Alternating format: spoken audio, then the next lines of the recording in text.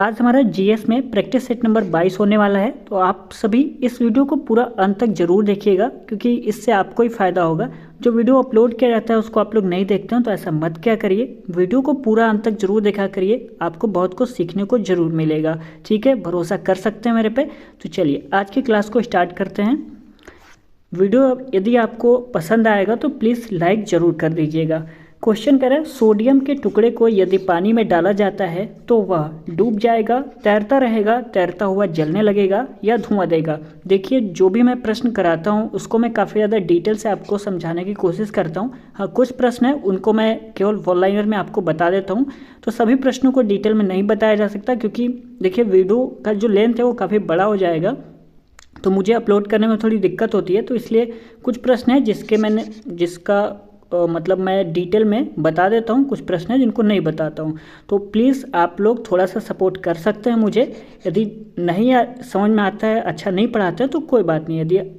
यदि आपको लगता है कि सर अच्छा पढ़ा रहे हैं और मेहनत कर रहे हैं तो प्लीज़ वीडियो को शेयर ज़रूर किया करिए और आप लोग लाइक कमेंट भी कर दिया करिए। ठीक है, तो चलिए वीडियो में मैंने आपको पहला प्रश्न बता ही दिया। सोडियम के टुकड़े को यदि पानी में डाला जाता है तो वह डूब जाएगा, तैरता रहेगा, तैरता हुआ जलने लगेगा या धुआं देगा। तो ऑप्शन नंबर यहाँ पे सी करेक्ट हो जाएगा। इसके पहले मैंने जो video practice set number 21 upload किया था उसको किसी ने नहीं देखा, तो ये ऐसा मत क्या करिए।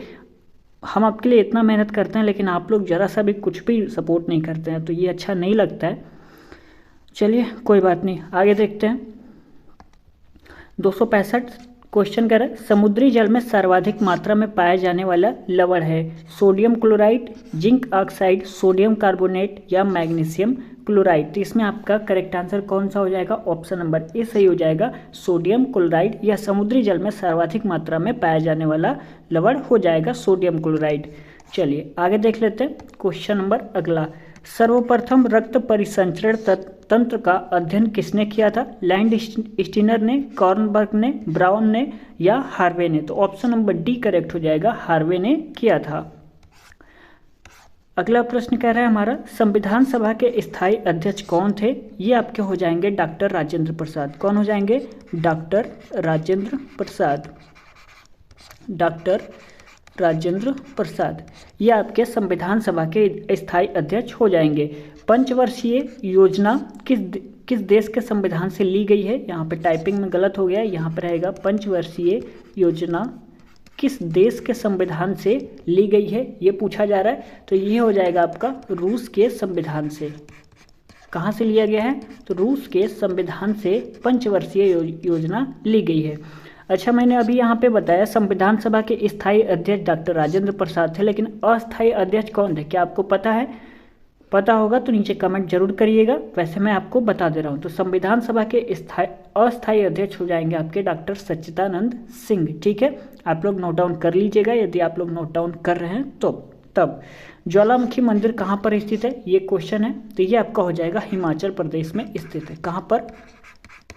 हिमाचल प्रदेश में आपका स्थित हो जाएगा ज्वालामुखी मंदिर। कहाँ पर स्थित है? हिमाचल प्रदेश में। एक और मंदिर लिख लीजिए, वीरभद्र मंदिर। वीरभद्र मंदिर ये आपका कहाँ पर स्थित है? तो ये आपका हो जाएगा आंध्र प्रदेश में। कहाँ पर स्थित है? आंध्र प्रदेश में स्थित है। एक और लिख लीजिए, कामाख्या मंदिर। ये आपका हो जाएगा कामाख्या मंदिर, ये आपका हो जाएगा गुवाहाटी में। यदि आप ये वीडियो मेरा देख रहे हैं तो इसके पहले जो मैंने क्लासेस अपलोड किया है उसको आप लोग ज़रूर देखिएगा, फिर कुछ डिसाइड करिएगा। ठीक है, अच्छा पढ़ा रहे हैं या नहीं पढ़ा रहे हैं। प्लेलिस्ट बनाया हुआ है, उसमें 20 क्लासेस अपलोड है, तो ज़रूर थोड़ा थोड़ा सा आप क्लास चेक कर सकते हैं। चलिए आगे देखते हैं। अगला प्रश्न कह रहा है, महात्मा गांधी के किस अमेरिकी जीवनी लेखक ने लिखा था कि असहयोग भारत और गांधी जी के जीवन में एक युग का नाम बन गया है? कौन से वैसे लेखक थे? चलिए देख लेते हैं। जोसेफ लेलीवेल्ड, जोसेफ डॉक या लुई फिशर या एरिक फॉनर। कौन से लेखक हैं जो महात्मा गांधी, क्वेश्चन पूछ रहा है महात्मा गांधी की किस अमेरिकी जीवनी लेखक ने लिखा था कि असहयोग भारत और गांधी जी के जीवन में एक युग का नाम बन गया है। कौन से अमेरिकी लेखक हैं जो ये कह रहे हैं कि असहयोग भारत और गांधी जी के जीवन में एक युग का नाम बन गया है, उस अमेरिकी लेखक का नाम आपको बताना है। तो ये हो जाएंगे आपके Lewis Fischer, option number C correct है। बात यहाँ पर असहयोग की हो रही है, तो यानी असहयोग आंदोलन के बारे में कुछ जान लेते हैं। असहयोग आंदोलन, असहयोग आंदोलन, कलर चेंज कर लेते हैं और थोड़ा सा पेंसिल छोटा कर लेते हैं। असहयोग आंदोलन ये आपका कब हुआ था, नोट डाउन कर लीजिए। 1 अगस्त 1920 में गांधी जी द्वारा चलाया गया था। ठीक है, किसके द्वारा चलाया गया था, गांधी जी के द्वारा यह 1 अगस्त 1920 को चलाया गया था। महात्मा गांधी का जन्म कब हुआ था, आप सभी को पता ही है महात्मा गांधी का जन्म कब हुआ था, 2 अक्टूबर 1869 को हुआ था, पोरबंदर गुजरात में। पोरबंदर गुजरात, समझ में आ गया आपको। और गांधी जी का पूरा नाम आप सभी को पता होगा, मोहनदास करमचंद गांधी। एक कथन है जिसको मैं आपको बता रहा हूँ, नोट डाउन कर लीजिएगा। किसने असहयोग आंदोलन की सुबह तो देखी थी पर शाम नहीं देख पाए, वो कौन है, आप सभी को पता है तो नीचे कमेंट करिएगा, मैं आपको बता रहा हूँ। वो आपके हो जाएंगे बाल गंगाधर तिलक। ठीक है, यह असहयोग आंदोलन की सुबह देख पाए थे लेकिन शाम नहीं, क्योंकि इनकी मृत्यु हो गई थी। तो चलिए इस कथन को मैं यहाँ पे अगले पेज पे आपको लिखवा दे रहा हूँ, इम्पोर्टेंट कथन है, लिख लीजिए। किसने असहयोग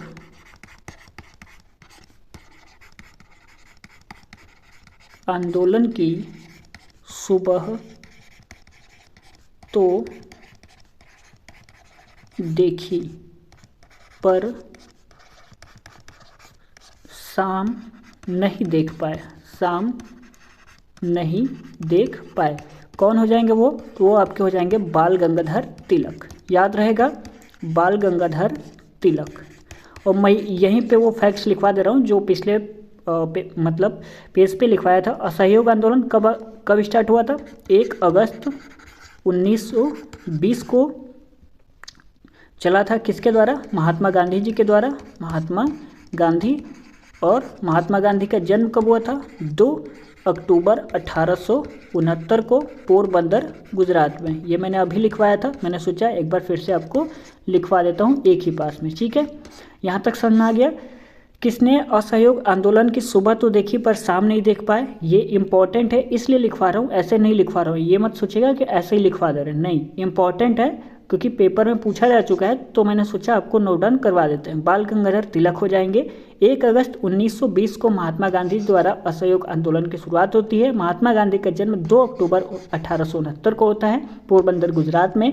और महात्मा गांधी का पूरा नाम आप सभी को पता ही होगा, मोहनदास करमचंद गांधी। तो उम्मीद करते हैं जो मैंने अभी बताया वो आपको बिल्कुल समझ में आ गया होगा। अभी क्वेश्चन में मैंने आपको क्या बताया था, लुईस फिशर वो अमेरिकी जीवनी लेखक हैं जिन्होंने कहा था असहयोग भारत और गांधी जी के जीवन में एक युग का नाम बन गया है। तो उम्मीद करते हैं अभी आपको क्लियरली समझ में आ गया होगा। तो चलिए आगे बढ़ते हैं। अगला प्रश्न है हमारा, कलर चेंज कर लेते हैं फिर बताते हैं। भारत के राष्ट्रीय चिन्ह को किस वर्ष अपनाया गया था, 15 अगस्त 1947, 15 अगस्त 1952, 26 जनवरी 1950 और 26 जनवरी 1959। तो ऑप्शन नंबर यहाँ पे सी करेक्ट हो जाएगा, 26 जनवरी 1950। चलिए आगे देखते हैं क्वेश्चन नंबर दूसरा। प्रस्तावना को संविधान की राजनीतिक कुंडली के रूप में किसने वर्णित किया था, अल्लादी कृष्णस्वामी अय्यर ने, जवाहरलाल नेहरू ने, के.एम. मुंशी या एन. माधव राव ने, किसने किया था, तो ध्यान रखिएगा के.एम. मुंशी ने प्रस्तावना को संविधान की राजनीतिक कुंडली के रूप में वर्णित किया था। ध्यान रहेगा के.एम. मुंशी। प्रस्तावना को संविधान की आत्मा किसने कहा था, ठाकुर दास भार्गव ने कहा था। ध्यान रखिएगा, मैं यहाँ पे नोट डाउन करवा दे रहा हूँ। प्रस्तावना को संविधान की आत्मा, प्रस्तावना को संविधान की आत्मा किसने कहा था, तो यहाँ पे एक बार रुक जाइए, कलर चेंज कर लेते हैं। किसने कहा था, ठाकुर दास भार्गव ने। मैंने अभी बताया ठाकुर दास भार्गव ने कहा था। याद रहेगा प्रस्तावना को संविधान की आत्मा किसने कहा था? ठाकुर दास भार्गव ने कहा था। और प्रस्तावना को संविधान की राजनीतिक कुंडली के रूप में किसने वर्णित किया था? तो के.एम. मुंशी ने किया था, ध्यान रखिएगा। चलिए अगला प्रश्न देख लेते हैं। भारतीय कपास अनुसंधान संस्थान कहाँ पर स्थित है? हैदराबाद में, नागपुर में, हरियाणा में या पंजाब में? कहाँ पर स्थित है? तो ध्यान रखिएगा कहाँ पर? नागपुर में स्थित है। भारतीय कपास अनुसंधान संस्थान की स्थापना की बात करें, स्थापना तो ये आपकी हो जाएगी 1976 नागपुर में। नागपुर आपका कहाँ पर है? आपका हो जाएगा महाराष्ट्र। MH लिख दिया है तो यानी महाराष्ट्र। स्थापना 1976 में नागपुर महाराष्ट्र में। कुछ और अनुसंधान है उसको मैं नोट डाउन करा रहा हूँ, आप लोग नोट डाउन साथ में कर लीजिए। पहला हो जाएगा आपका केंद्रीय चावल अनुसंधान केंद्र, केंद्रीय चावल अनुसंधान केंद्र, ये आपका कहाँ पर है? तो ये आपका हो जाएगा कटक। दूसरा राष्ट्रीय गन्ना अनुसंधान केंद्र, अनुसंधान केंद्र, ये आपका कहाँ पर हो जाएगा? ये आपका हो जाएगा लखनऊ में। राइटिंग नहीं समझ में आ रही है तो कोई बात नहीं, आप लोग जो मैं बोल रहा हूँ उस पर ध्यान रखिए तो आप लोग अच्छे से नोट डाउन कर पाएंगे। केंद्रीय क्या है, पैड पर राइटिंग अच्छे से बन नहीं पाती है, उतना ज़्यादा प्रैक्टिस नहीं है तो उसके लिए सॉरी। केंद्रीय आलू अनुसंधान, केंद्रीय आलू अनुसंधान केंद्र, ये कहाँ पर है? तो ये आपका हो जाएगा शिमला में। कहाँ पर स्थित है? शिमला में। अगला नोट डाउन कर लीजिए, केंद्रीय तंबाकू अनुसंधान केंद्र, केंद्रीय तंबाकू अनुसंधान केंद्र, ये आपका कहाँ पर हो जाएगा? तो ये आपका हो जाएगा राजमुंद्री में, राजमुंद्री। और लास्ट लिख लीजिए राष्ट्रीय वन अनुसंधान केंद्र,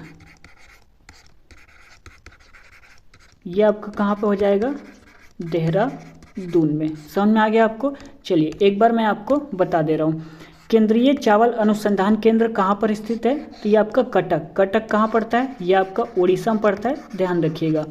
अगला कह रहा है राष्ट्रीय गन्ना अनुसंधान केंद्र कहाँ है? तो ये आपका हो जाएगा लखनऊ में।